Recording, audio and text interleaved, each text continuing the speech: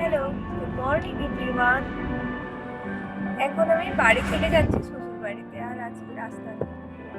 দিদি একা যায়নি, যাচ্ছি আমিও, আর অর্কও যাচ্ছে, গান গৌতম বাজাচ্ছে, কাকুও যাচ্ছে। আর গৌতম কাকুও যাচ্ছে। এই চারজনে, আর কেউ না। দুই বোন একসাথে থাকলে কি আর গল্প কথা শেষ আছে? কিন্তু ওই যে গাড়িতে গান বাজছিল, তাই আমাদের গল্প আর আপনাদেরকে এখন শোনাতে পারলাম না, তাহলে আবার কপিরাইট চলে আসবে। আমার নিজের বিয়ের সময় যখন যাচ্ছিলাম, ঠিক সেই সময়ের কথা মনে পড়ে যাচ্ছে। হ্যাঁ, আজকের দিনই তোর অ্যানিভার্সারি, দিদি মনে পড়বে? আর সত্যি বিয়ের কথাই মনে পড়ে যাচ্ছিল, কারণ আজকেই আমাদের বিয়ে হয়েছিল প্রথমত। দ্বিতীয়ত হচ্ছে যে আমরা সেম রাস্তা দিয়ে আসছিলাম। শ্বশুরবাড়িতে যাওয়ার 2-3টে রাস্তা আছে, তার মধ্যে এই রাস্তাটা শুধুমাত্র বর্ষাকাল ছাড়া অন্য টাইমে খোলা থাকে, তাই এই রাস্তাটা দিয়ে আসছিলাম। আর ইসলিও সাথে ছিল তখন।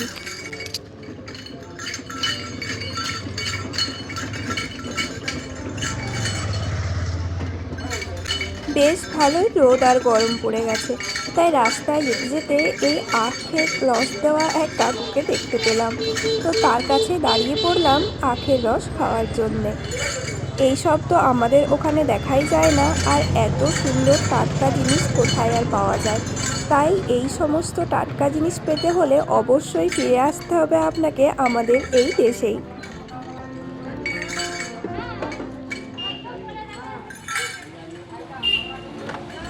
বোন এইদিকে রাস্তায় আবার আখের রসের সাথে সাথে ওর সব থেকে পছন্দের খাবার ছোলা বাটারাও খেয়ে নিচ্ছিল। ছোলা বাটারা আমারও যদিও মন্দ লাগে না, তবে সেই দিন আমি আর অতটা খাইনি। আমি আবার আখের রসটা খেতে খুবই পছন্দ করি, তাই আমি এদিকে আখের রস খাচ্ছিলাম, আর ওইদিকে ও আখের রসের সাথে এগুলোও খাচ্ছিল। তবে আমিও টেস্ট করেছিলাম।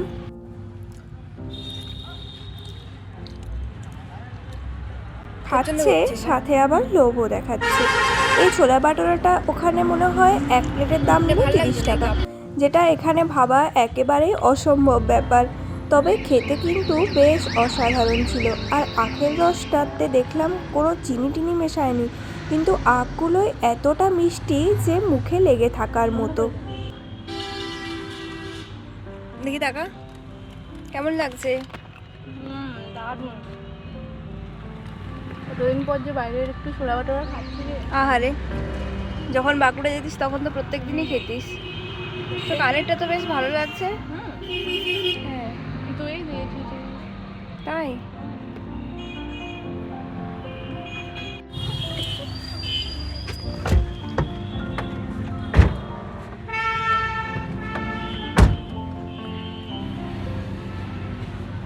সবারই খাওয়া দাওয়া হয়ে গেছে, গাড়িতে উঠেও পড়েছি। আর কিছুটা দূর আসার পরেই দেখলাম এই অসাধারণ ক্ষেত। মানে প্রত্যেকটা জমিতেই এখন আলুর চাষ হয়েছে, আর আলু একদম ভরে ভরে আছে। এখন আসলে এখানে আলুরই সিজন, তো তার জন্যে এত এত আলু। তবে কিছু কিছু জমিতে আবার আলু তোলাও হয়ে গেছে, আবার কিছু জমিতে আলু তোলা চলছে।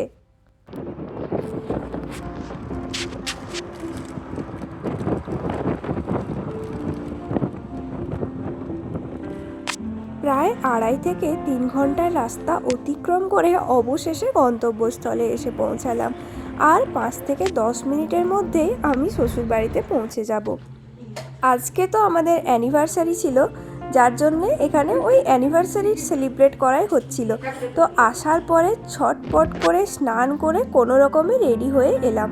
মা বাবা ওরাই সব কিছু ঠিক করে রেখেছিল, আর তার জন্যে এই যে প্রথমেই ঠাকুরের ফুল দিয়ে শুরু হচ্ছে। দুজনেই একদম লাল কালারের জামা কাপড় পরে নিয়েছি। আর লালটা না পরলে কি হয় বলুন, এরম একটা সুন্দর আর উজ্জ্বল দিনে যদি লাল কালার না আসে তাহলে কি সেটা শুভ হয়? তবে অনেক দিন পর সবার সাথে দেখা হয়ে আর এত সুন্দরভাবে সবার মধ্যে থেকে সেলিব্রেট করতে খুবই ভালো লাগছে। হয়তো যদি ওইখানে নেদারল্যান্ডসে থাকতাম তাহলেও হয়তো কিছু একটু করতামই, তবে ওইখানে সবার মধ্যে থেকে করাতে যা আনন্দ হয়েছে সেটা কখনোই নিজেরা দুজনে মিলে কিছু করলে হতো না।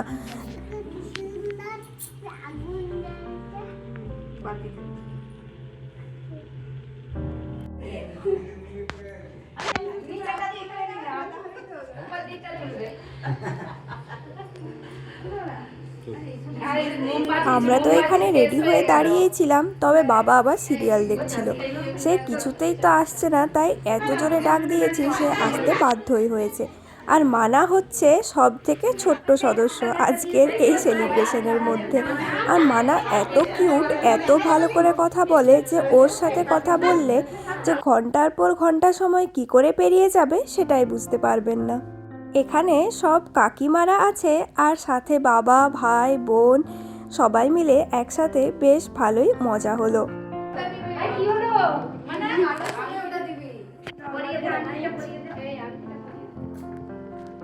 मैं तो तेरे नाल ही रहना जी, हर गम संग तेरे सहना।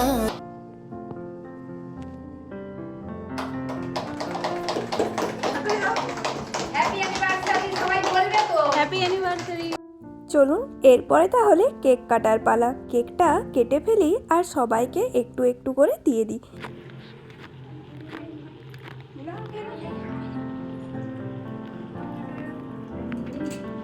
কেকটা কিন্তু খেতে বেশ ভালোই ছিল, আর এত সুন্দর একটা সারপ্রাইজ পেয়েও বেশ ভালোই লেগেছিল। আমি কিন্তু আগের থেকে কিছুই জানতাম না, তবে বাড়িতে গিয়ে যখন এত কিছু দেখেছি তখন বেশ ভালোই লেগেছিল।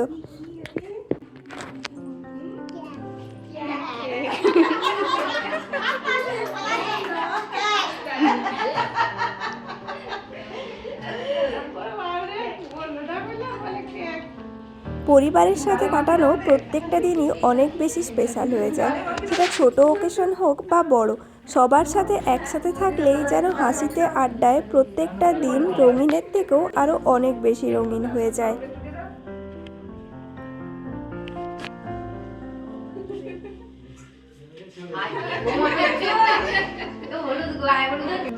হাসিতে, ঠাট্টায়, ইয়ার্কিতে, গল্পে আজকের এই দুপুরটা খুবই ভালো কাটলো।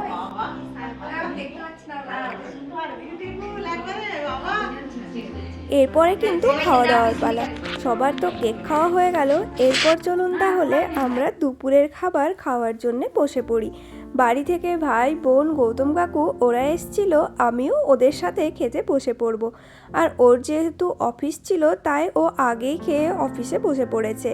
এই যে মা সবাইকে খেতে দিয়ে দিচ্ছে আর বাবারও কিন্তু খাওয়া হয়ে গেছে। ওইদিকে মা এক এক করে সবাইকে টেবিলের মধ্যে সাজিয়ে দিচ্ছে। ওই দিকটাতে ইসনি বসেছিল, অন্য, গৌতম কাকু আর এদিকে আমি। খুব ভালো করে সাজিয়ে দিয়েছে সবাইকে, দেখেই যেন ভালো লাগছে।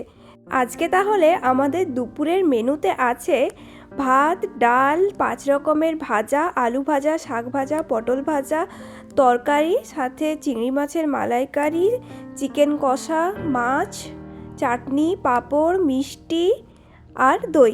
এত কিছু বলতে বলতে আমি হাঁপিয়ে পড়ছি বাবা।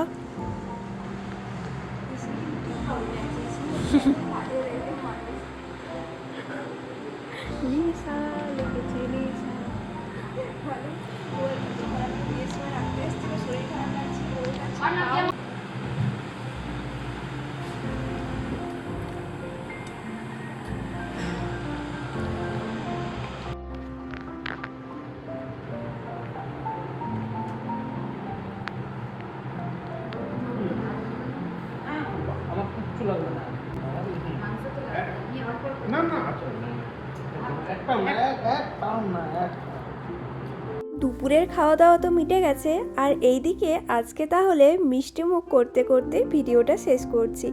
যদি আমার ভিডিও আপনাদের ভালো লাগে তাহলে প্লিজ লাইক, কমেন্ট, শেয়ার আর সাবস্ক্রাইব করতে ভুলবেন না। দেখা হবে পরের নতুন একটি ভ্লগে। Thanks for watching my video. Thank you so much. অবশ্যই বেল আইকনটা ক্লিক করে রাখবেন যাতে নতুন সব ভিডিওর আপলোড পান।